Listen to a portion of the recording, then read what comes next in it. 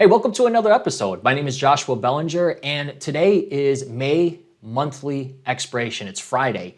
Typically, what we see on an expiration is what we saw today. We see action that's flip-floppy back and forth. I compare it to, if I had to explain it, a leaf blowing in the wind. That's how we see price action. And the reason that happens is because positions are being unwound.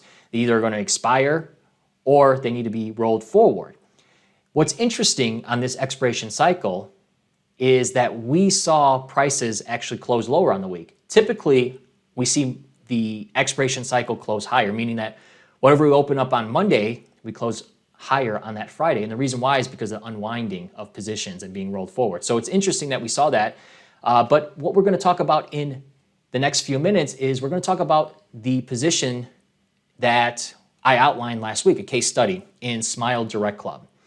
It's critical because I explained exactly how to play that, and if you would have followed exactly that process, you would have made 50%.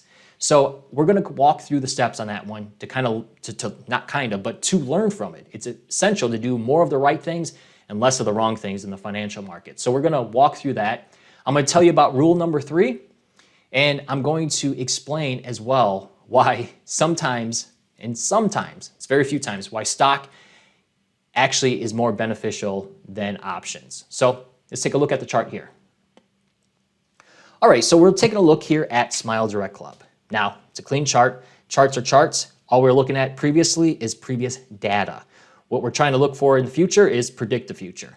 So if we take a look here, one of the things that we discussed early on last week was that what we're seeing in the marketplace is we're starting to see, if you look technically, a bit of a rounded bottom. We're also seeing money flow into this name. So they're taking positions in an upside positions, looking for their positions to move higher, which means they would profit. So when we see that under market activity and we see that thesis kind of start to come together, we can start to build more of a confident approach to putting risk in the marketplace or risk into a specific company. So one of the reasons why I like Smile Direct Club here is a recent IPO. It's been beat up. And this is one of the few times that I would say owning stock or trading the stock would be better than an option. And one of the reasons why is because let's say for newer traders, getting into and getting out of options is a little complicating. Stock is cleaner. And when we mention cleaner, or when I discuss cleaner means is that we can just sell stock by stock and we can get entries within the penny. And when we look at a price at $7, it's really an option at that point. You can have a small account and you don't get the leverage that you would have with an option, but this would be essentially an option and we can get returns like an option. So what I said last week going and talking about this is that we're seeing that activity and it looks as if it wants to move higher. Now, that's exactly what happened here. One of the things as well, if we check the video, check the tape, right? Got to check the tape. They say it in football all the time, check the tape. Check the tape, what we talked about here. I said we're going to move into $10. $10 is a resistance area because it's a whole number. And that's exactly where we got into. And what I mentioned as well is that we want to sell into that area because that's resistance. We're going to see that pop higher, but what's going to happen is it's going to sell off into there. The second thing that I also mentioned as well, it's a very critical lesson to take here. On this case study here, we actually learn a few different things.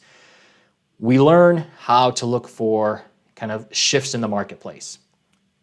We also are looking at factors of like how to sell into moves. Looking for a move, not waiting for the move, but get positioned ahead of a move and then sell into that move. So what we have here is this big red candle. We get a big move higher right into that level. This is from these levels where we talked about to that right there. That's about 60% right there within a matter of days. These are profits that really can change accounts. And it happens within 7 days, again, using stock, clean way, in and out, and we hit that level. Now, the reason why we sell into levels is because markets just don't go straight higher. It's just part of it, except for the rare occasions that you find something that does, and that's only in hindsight. We can't play the market like that. So this is why we see the sell-off. We see selling come in right away. The other thing I mentioned as well is, look, we have earnings. don't ever want to hold options into earnings.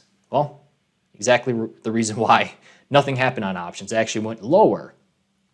So if we sell into strength and we don't use options and we don't hold positions into earnings, because earnings are just a coin flip, here we avoided any kind of loss, again, back to this level. This is what happens to a lot of traders or investors. They buy something, they don't know when to get out, and then they're stuck back here holding the bag.